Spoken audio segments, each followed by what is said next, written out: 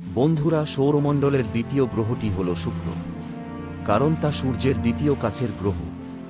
সেই শুক্র গ্রহের পাশে আর কেউ রইল না।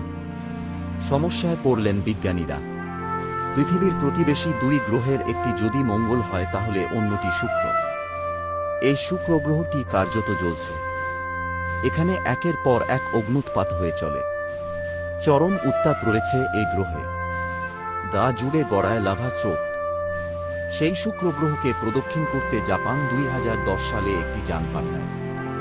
নাম আকাতসুকি, জাপানি ভাষায় যার অর্থ ভোরবেলা। আকাতসুকি হল জাপানের প্রথম কোনো মহাকাশযান যা অন্য গ্রহের দিকে ছুটে গিয়েছিল। আকাতসুকিকে পাঠানো হয় শুক্র গ্রহের চারধারে কক্ষে ঘুরে তাকে সর্বক্ষণ নজরে রাখতে এবং তথ্য পাঠাতে।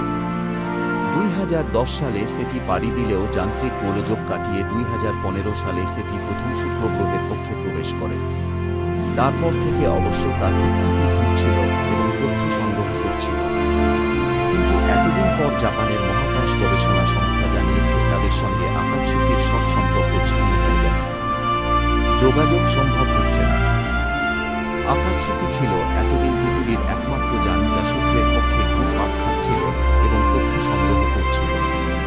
কিন্তু সেই আকাতসুকির সঙ্গে সব সম্পর্ক ছিন্ন হওয়া মানে এখন শুক্রের কক্ষে আরেকটিও পৃথিবীর যান রইল না। কোনো দেশেরই নয়, একমাত্র আকাতসুকি ছিল, যা এখন সংযোগের বাইরে। ফলে শুক্রকে কাছ থেকে চেনার সুযোগ অনেকটাই কমে গেল বিজ্ঞানীদের কাছে, যা মহাকাশ গবেষকদের কাছে বড় ধাক্কা।